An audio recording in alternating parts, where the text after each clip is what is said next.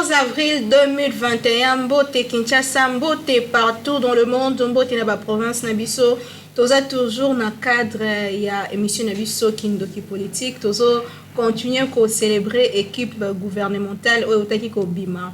Mokolo ya lundi tokolo belango na édition na biso mokolo lelo kasi toko lobela pe moi mingi na o etali bongo ba problème o ezoleka na est ya mboka na biso ba problème pe sanitaire levé to pe ba fait c'est levé partiel parce que ba levé totalement couvre-feu na Kinshasa mais ba poussi yango de 22h à 4h du matin. Tozana ndeko Joseph Ngoto mwana mboka ya MLC azali vice-président interfédéral pe moko ba communicateur ya lisanga ya MLC ya président Jean-Pierre Bemba Ngobo na yeto kosola mwa mingi na o etali bongo masolo ya politique to pe ba actualité politique ya mokona lelo mwana mboka Joseph Ngoto to pe mbote mbote mingi mama izara mingi sengo pona ngai ko ya na plateau na yo poto sola rapenda lisola mboka na ndenge ya kindoki penza to sola ngo bien penza na ndenge ya kindoki politique lelo le gouvernement Sama Lukonde a dévoilé MLC 3 postes vos CPL.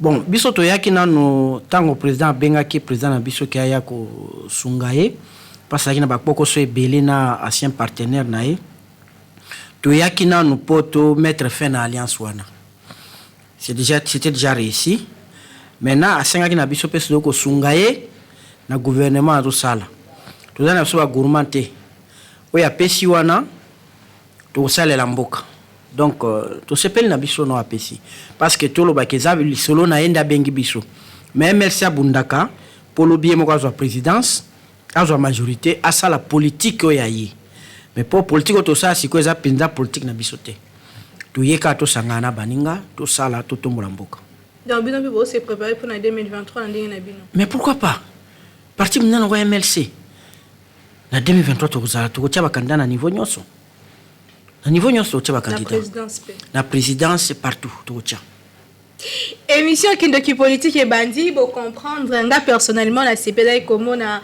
moko ya bilombe basi on apprécie ka de loin maman F Bazaï ba kokote na gouvernement tozondi make rigueur na ye wana ya makasi ko jouer pe na kati ya gouvernement Sama Lukonde mwana mboka Joseph Ngoto gouvernement Sama Lukonde 56 membres tango yoka ki yango réaction ezaki ni bon réaction zali que Ekiti par rapport au nombre de 10 membres, mais ça a rebellé. Est-ce qu'il faut dire ça? Je ne pense pas parce que l'Union sacrée ça n'a pas topé et belé.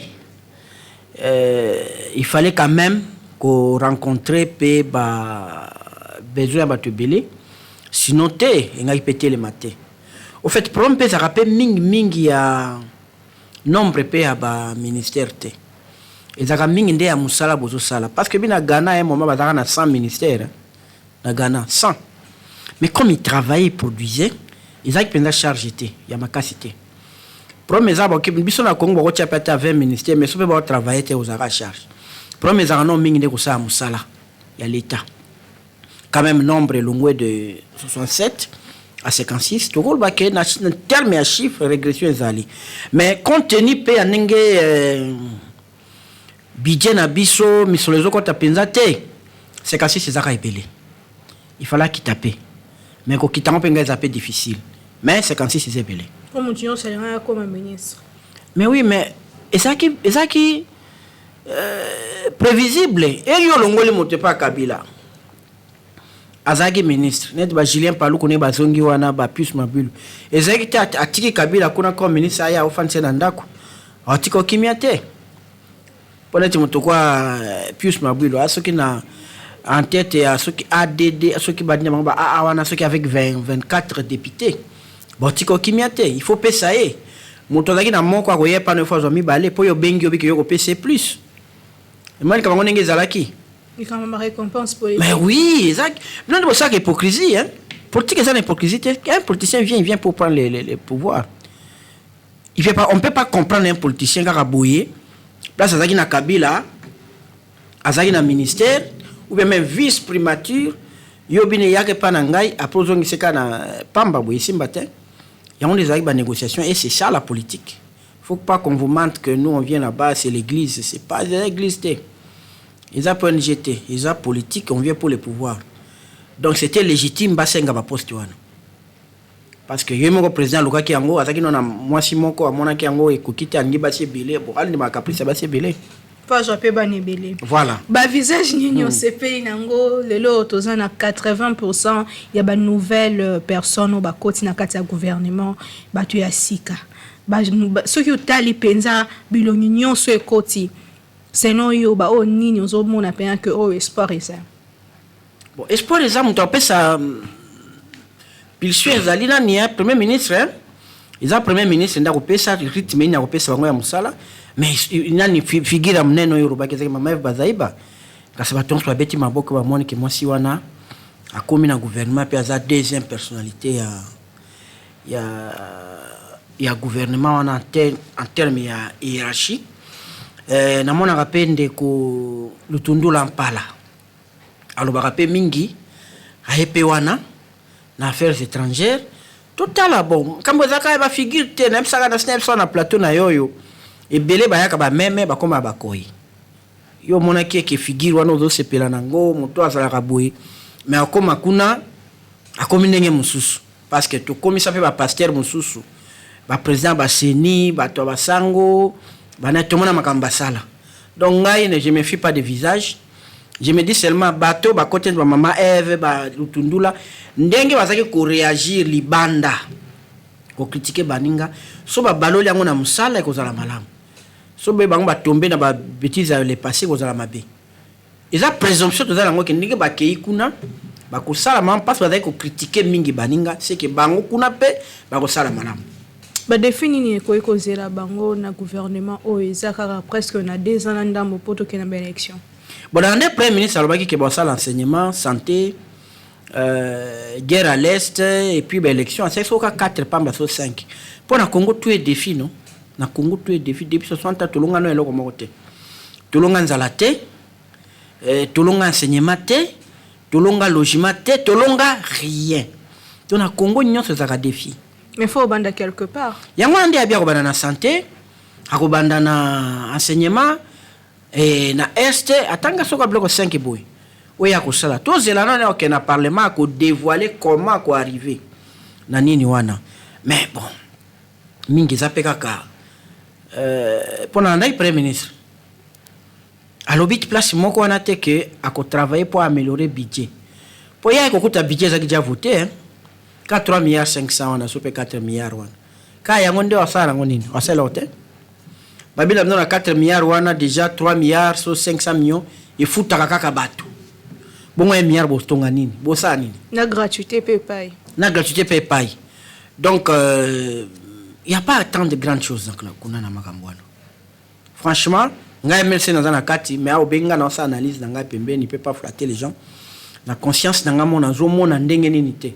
Na zelaera ko na parlement ko par exemple que non ngai na gouvernement na ye na kozonga sepa na bino ko senga correctif budgétaire ou li a 6 milliards ya soki 4 milliards ngana ko bakisa 8 milliards wantu ba na moni que musale ko sama malamu mais soki pe kozaka na 3 milliards wana tato matito sali ba prière ba jeune eloko te eloko ezate edobaki monsieur Joseph Ngoto Tozane pe sur place nous avons rappelé que ministre ya communication pe média ministre na biso ya Sikeza bongo Patrick Muyaya o azali moko pe ya corporation ya ba journaliste en tout cas wana pesa moko ya ba point fort au biso personnellement tozo zela mingi de sa part en tout cas kindoki politique et pe si longoni a peso continuer ko lo ba que asala mosala kitoko tozo continuer na pena za ko sepela pona epo azamo na quartier nanga OK na bandal to azali kipinza otomoni ninga bani musalango ba famille toyebi en tout cas toyebi ala penza leki na ya quartier tozoli ki mambo kitoko na ngamu na biso ba ya média tozozela penza moi ebele excellence tozozela vraiment moi ebele pour que moi kimia pe moi ordre et ça la bien ce que continue corporation ba journaliste pour journaliste ça la mosala kitoko ça la mosala makasi ça 4 pouvoir il faut réellement azane sikanaye azala vraiment esika na ye kozongisa na esika na ye l'état pe asala mosala nango ndenge esengeli tozokuba na émission na biso kindoki politique ya mokona lelo le gouvernement ebimi union sacrée etikali nini mais ça gouvernement union sacrée etikali so nini etikali gouvernement union sacrée tobimisi président premier ministre akenda zo investiture test ya liboso yango wana parce que totale ba ko investir na bato combien pour te baso bato ba sepeli ou pas pour étape ya makasi yango wana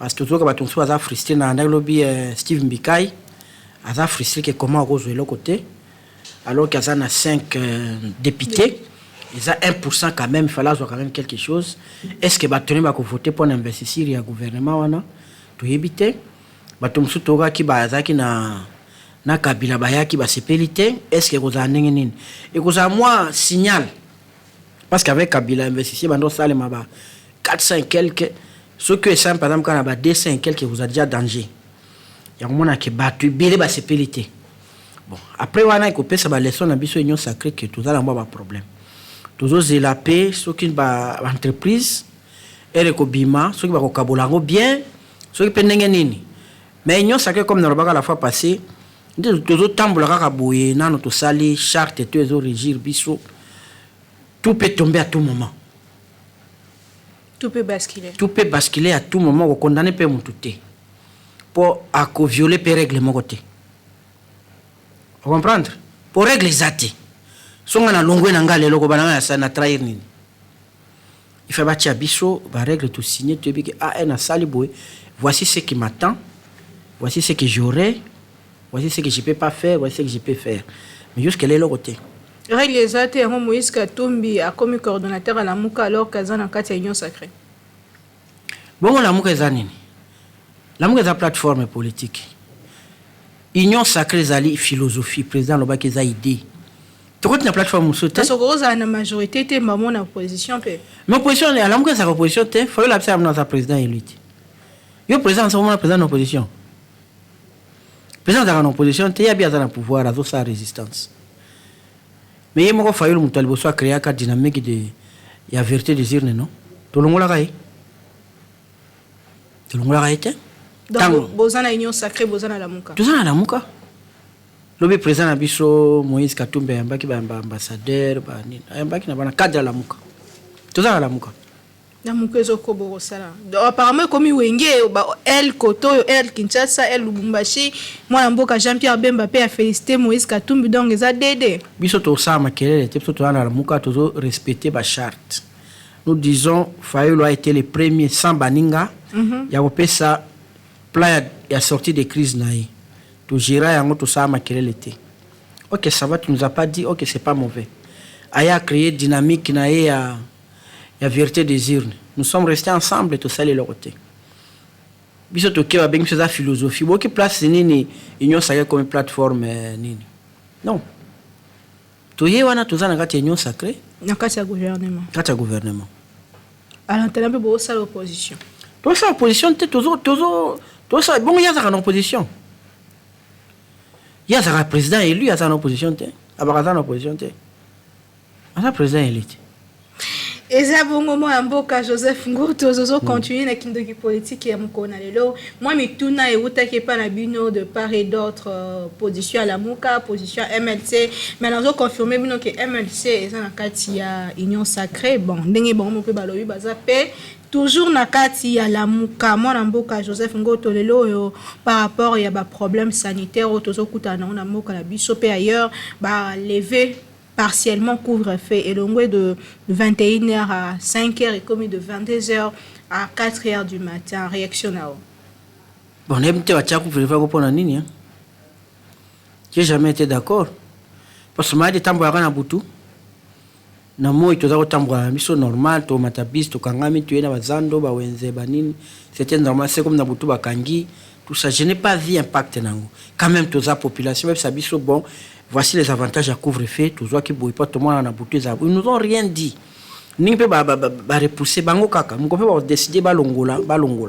Parce que normalement je ne vois pas les bénéfices ya nini wana. Et puis na moi na paye loko mon côté ya ya makasi lutte contre maladie wana Congo zo sala boye na mwana nga pété parce que tozo bika na ndenge na biso to ke na hôpitaux on ne prend personne en charge on nyonso bakosa kosabino on prend personne ngai na famille nga na kusa bato na maladie wana ba pesa biso ni cercueil ni eloko ni libulu rien même pas prise en charge rien maman na zolo ba na télévision rien ba pesa biso rien to kufisa bato ngai na kunda baleki na ngai na maladie wana na butu gouverneur alata cravate atelema lobake non toti kozwa cimetière à sika place ba bando kunda watonya na il n'en évité rien ozo mona est responsable alati cravate à l'équipe à lobi rien bokomi na bozangi libulu bozo luka na c'est pénible rien ba tout ça wasa pour la mascarade y a rien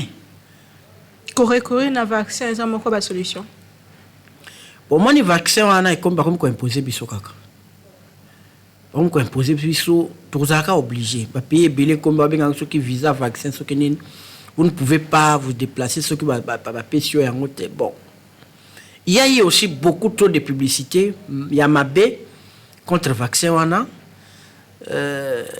parce que tout tel peu bateau au moins que 50 personnes va qui ba effet secondaire mais sotalio yo ba vacciner ba 5 millions quand même c'est ni batu pe encore frapper na malaria ni kinini pesa batu mabeti donc il faut batala bien l'examen de ça les ma bien ils ont tubi mutuboye ça les problèmes ce que ça qui vaccin comme solution je vois pas les problèmes pourquoi on doit refuser je ne vois pas tozo continuer na kindo politique à l'autre kozwa élément mosusu ya dossier mosusu toza nango mokona lelo eza dossier ya Seni lobby président Nanga azalaki liboso ba pobo liboso ya ba élu du peuple na maloba na ye atalisaki que tokoki ko rattraper retard aujourd'hui depuis 2019 kino mokona lelo tango yokaki ekoloba et tant que expert makanisino ezalaki nini non azalaki très déçu hein. Très déçu parce que j'ai senti la complaisance. Il y a des députés parce qu'ils sont là. Et belé grâce à Seniwana. Il n'y a jamais, il n'y avait pas un débat de fond sur ce qui s'était passé en 2018. Je suis vraiment très déçu. Il n'y avait rien là-bas. Mais il y a eu de questions-réponses. Questions-réponses, il m'a tout nié. Parce que loi, il faut qu'on publie les résultats. Il faut les canaux compilation. Il n'y a pas eu compilation. Il faut publier les résultats. Pourquoi tu l'as publié le résultat bureau par bureau? Tu as une question, Anna? Ils ont quitté. Qui aujourd'hui? Moi, j'étais candidat. Je ne sais pas où. Na funa, na habité na makala, na zoaki combien? Na habité na nini? Na kasavubu, na zoaki combien? Personne ne sait. Personne ne sait. C'était les vraies raisons. Encore une fois, tu as raté. Tu as raté, tu as sali complaisance.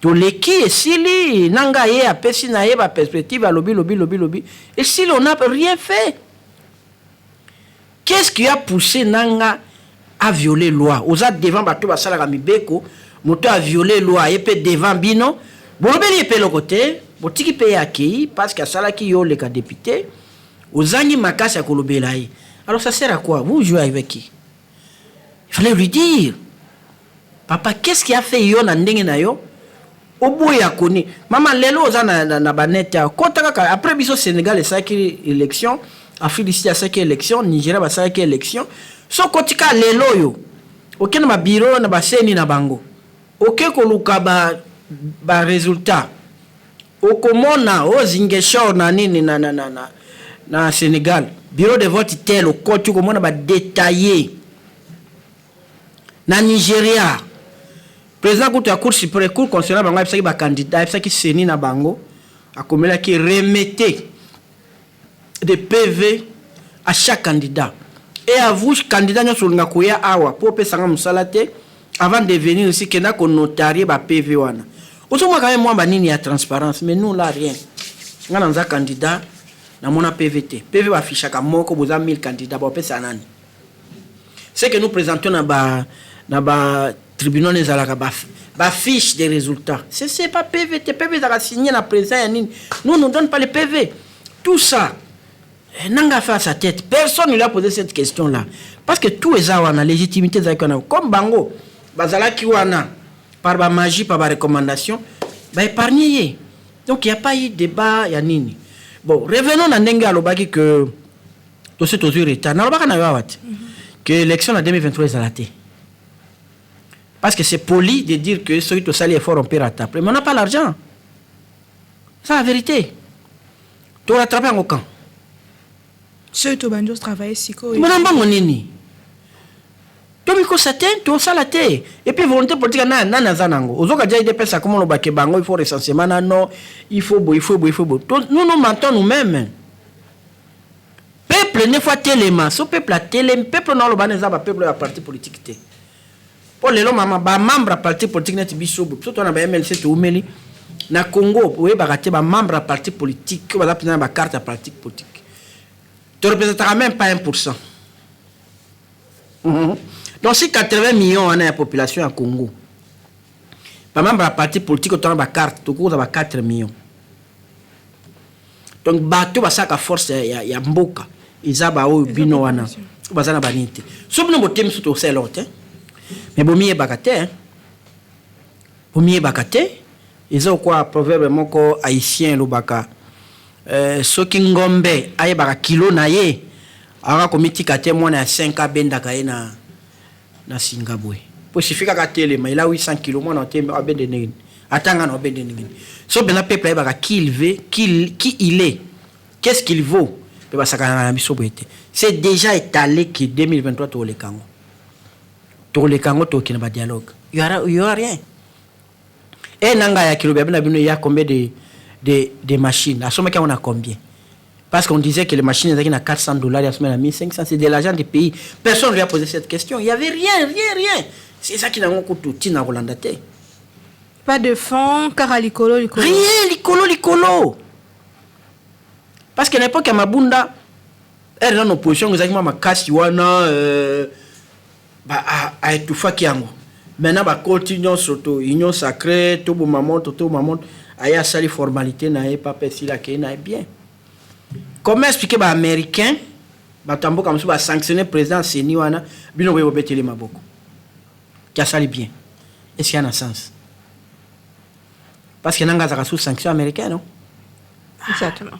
Le loso to ba likambo ya ba animateur ya Seni batalisa ki que il faut ba sala nyonso selon loi lotondo la que ba animateur ya Seni ba sala ba ye politique te ba sala ming na société civile makanisi nous anini penza. Ah na Congo les gâtés. Lotondo avec les gâtés. Pour le Congo c'est difficile de trouver des personnes neutres ba souapi.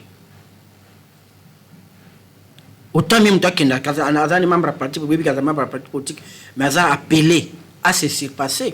Parce que tout le monde a net, on a net té. On a un politicien qui a créé la société civile na bango. Ce sont des politiciens qui tindi bango kuna. Ba kosa ki bazaka droit de l'homme et droit de politicien. C'est difficile chez nous de se démarquer parce que ailleurs les arbres ba net normalement bina que association des avocats bazaka rien mo ce qui est que betina opposition va critiquer.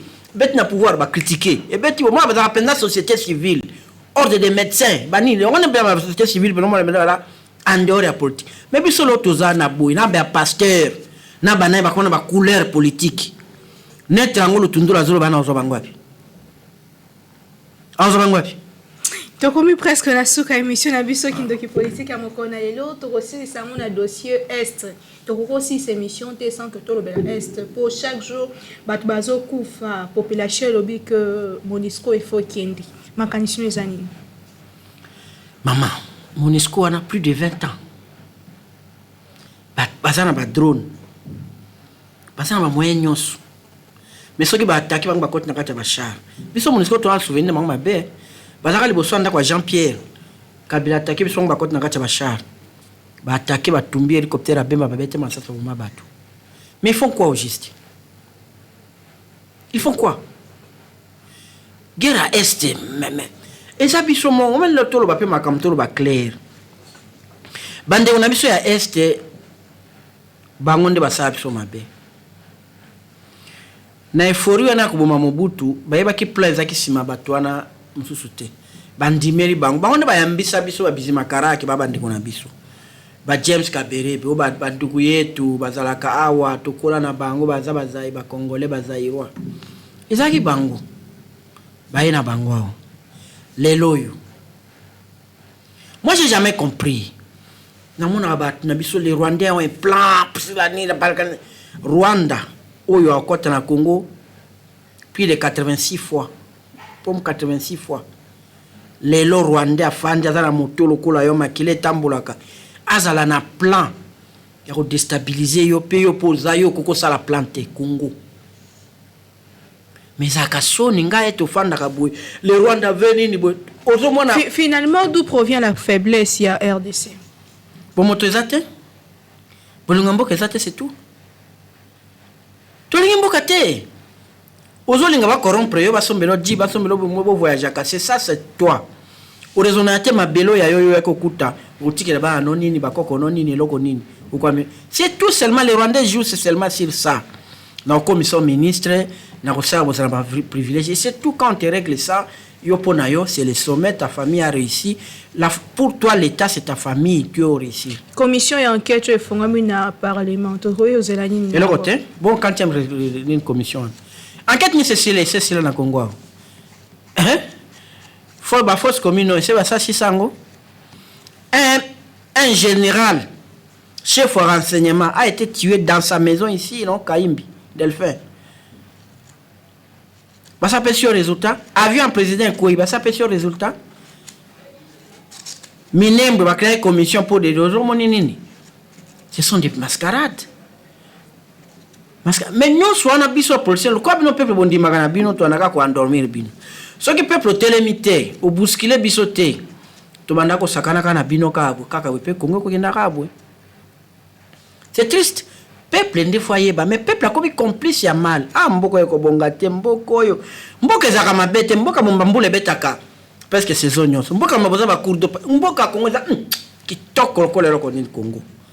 Okokona bilanga sans engrais olingi mai partout olingi olia boy donc fruits esalaka na saison nyonso so bole manga sili bokoti na tondolo so tondolo sili bokoti na Congo weba bakamboka eza mabe sakamboka te eza biso bato babolole toyebi eloko tolingi te solution eza nini solution peuple atelema peuple nyonso chacun pris individuellement. Alors, le développement Congo ko kende par ngai.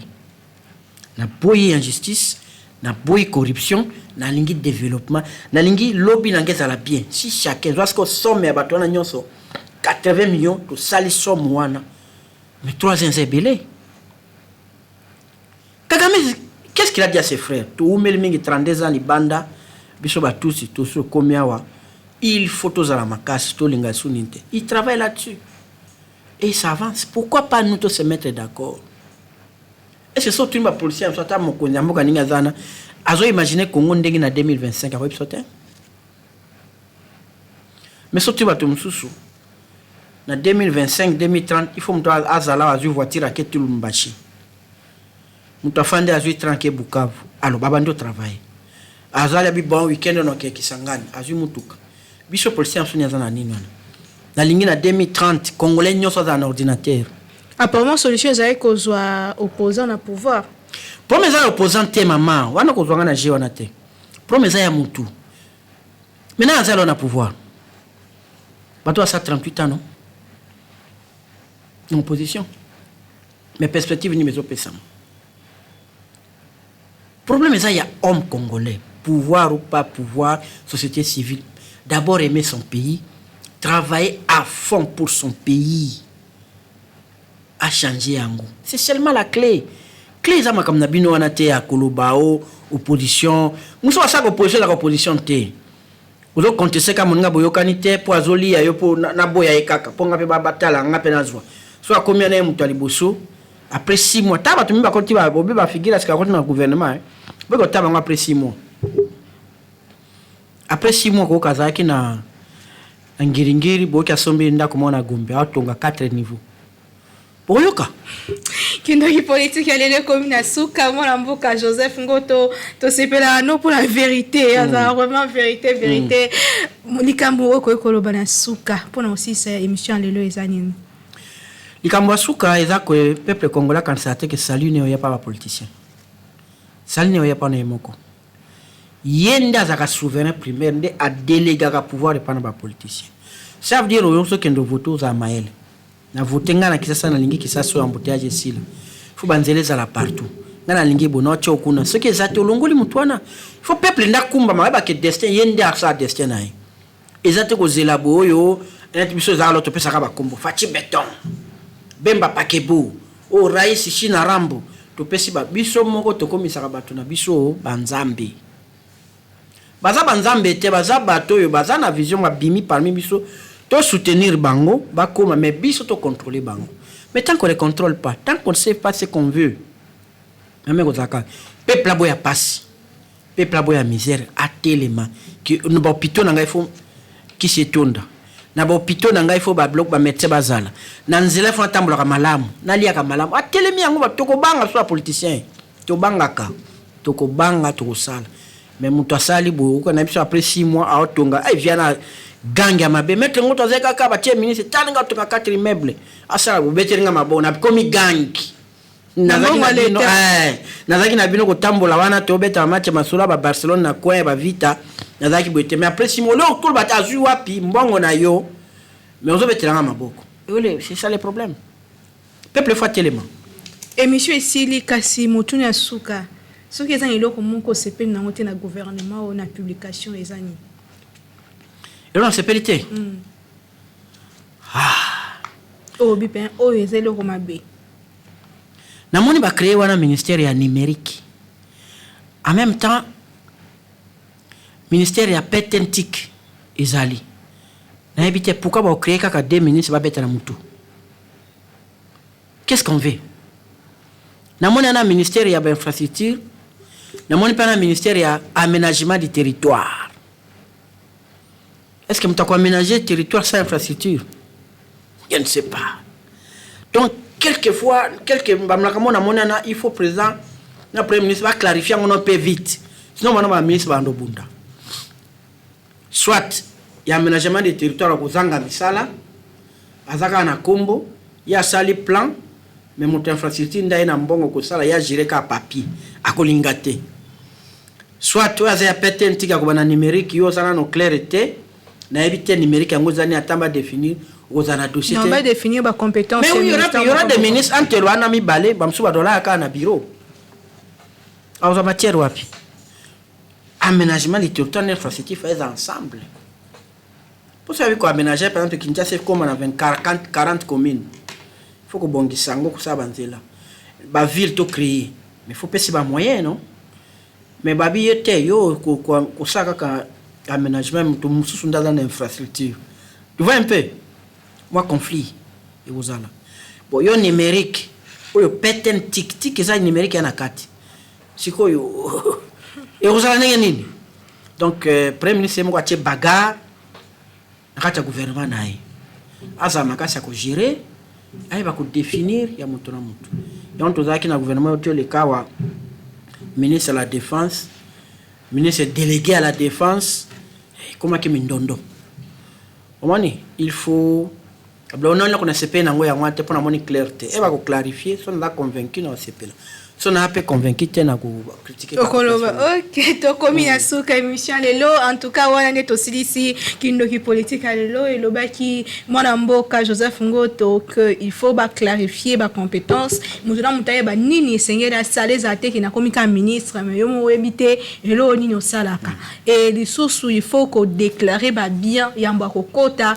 tant bozo bima pe bosalaka audit poto lembi ko batu ba komaka ba milliardaire alors que population de plus en plus pauvres en tout cas ezama la muté sinon tebiso stoti comme ça la toke ka sa politique poto koma pour ebi que na komi député na komi ministre na bongisi famille alors que mutu yo fa sa musana na journaliste fois zala docteur fois zala soda fois zala en tout cas to telemela mo eloko ana to kabola bien nyonso ya mboka équitablement pour tout nyonso na kwa na a se retrouver kindoki politique et comme na suka to kuna ni lobby pour na édition mosusu toza toujours wana boko na biso na numéro eza juste affiché na ba ya écran na bino bo pesa biso ba chisation na bino et lisusu bo sana te ko s'abonner partout dans le monde bisika bozwami to pesi bino mbote makasi et puis to bosana ko bate kimena mbote na bino pe mingi kimia na mboka na biso République démocratique du Congo.